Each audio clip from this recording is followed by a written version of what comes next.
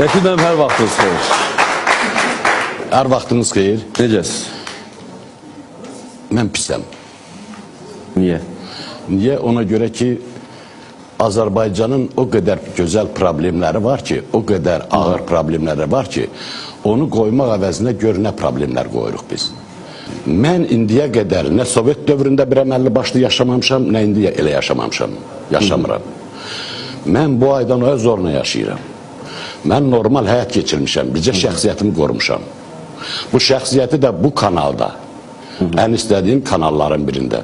Mən aşağı vurursunuzsa, mən sizdən çox narazıyam. Mənim sizdən xahişim budur. Azərbaycanın problemlərindən biri odur ki, mən 51 il bu dövlətə işləmişəm, xalqıma işləmişəm, necə işləmişəm, soruşun mənim tələbələrimdən.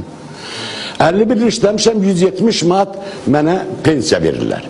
Amma məndən aşağı olan və səviyyəcə, adicə asistent olan bir adam, məndən az işləyən, 27 il işləyən adam 240 manat alır, 300 manat alırlar. Bir ölkədə belə qanunlar olurmu? Niyə bunu qoymursunuz, gətirib bu, nə bilim, mavidir, nədir, bu problemdir mi? Bunlar xəstə adamdırlar, yazıqdırlar, onları da ortalığa çıxartmayın bunları. Rəşid mənim, biz demokratik cəmiyyət olduğumuzdan hər bir Demokratiya insan nə deməkdir? Hər bir insan mən... Hər əclaf şeyləri ortalığa çıxarmaq yox, yaxşı şeyləri də çıxartmaq lazımdır. Yaxşıları da çıxartmaq. Avropanın, qulaq az, Avropanın maaşını gətir buraya, 2000 evro alır hər bir adam. O ölkənin... Avrovision bu ölkəyə nə verəcək? Siz mənə deyin görüm nə verəcək bu ölkə? Avropaya tanıdır bizi. Nəyi tanıdır? Sən nəyini tanıdır? Yaxşı şeylə tanıt da. Və yaxşılığımız şəhəri göstərir. Bura bax, Nizaminin dövründə Avrovision var idi. Yox, o Nizaminin dövründə. Ay sağ ol. İndi isə şırlaq atmaq dövrüdür. Yox, dəlli əlamətdir. Mədəni formada yaşamaq dövrüdür. Sən oxu günən get Quranını, bu dəlliyin bir növüdür. Mən sizdən xahiş edirəm, Azərbaycan xalqının başında duranlar, ağsaqqallar düz yönəltməlidir bu milləti. Yazıqdır bu millət.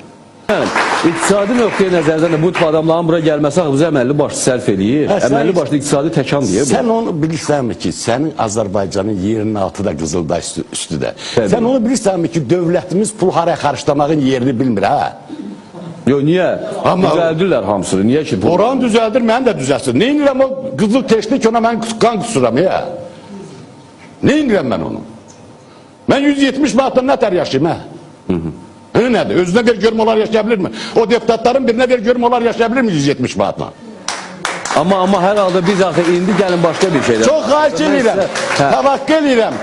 Gələcəkdə qoyunan müəllimlərin maaşı 150-170. Qoyuna da onu qoyunan. Mütləq. Mən sizə söz çox xahiş edirəm. Həkimlərin maaşını qoy bir dəfə. Çox xahiş edirəm. Qoy gör yaşayabilir mi? Deputat çağır denən hə. Buna bunu verirsən 170 manat adam yaşamaz.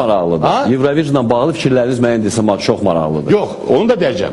Buyurun, deyin olar. Yox, qoy bunları da deyim. Onları mən mövzunu mütləq qoyarım. Çox xahiş edirəm. Bu mövzuları qoy. Və xahiş edirəm, çağırın o təşkilatları, bu millət yazıqdır. Millətin şəxsiyyətini qırıqlar. Mənim millətim şəxsiyyətli millətdir. Bəli. İnsan, sən bilirsən ki, Allah insanı şəxsiyyət kimi yaradır. Sənin tükünün rəngindən, gözünün rəngindən, dərinin rəngindən, hətta qan qrupundan, barmağının izindən dünyada heç kəs də yoxdur. Allah səni şəxsiyyət kimi gətirir, amma bizim hamımızı sındırırlar, tülkü kimi gedirik bu dünyadan oydur. Amma yox, başqa bir məqam var. Biz özümüz sınmasa bizi kim sındıra bilər? Çox xahiş edirəm, çağır həkimləri, nə qədər maaş alırsan, onu elə, nə qədər pensiya alırsan, niyə o 300 alır, bu 170 alır, bu 150 alır? Bir ölkədəki qanun olabilir mi? Nə sayəsində? Pis yola getmək sayəsində? Yox, Azərbaycan... Yox, nə sayəsində? Elm çıxart, qanun yarat, gözəl vətənini inkişaf elətdir. Geyi ortalığa çıxarmaqla Avropada tanınmaq istəyirsən? Mən yox.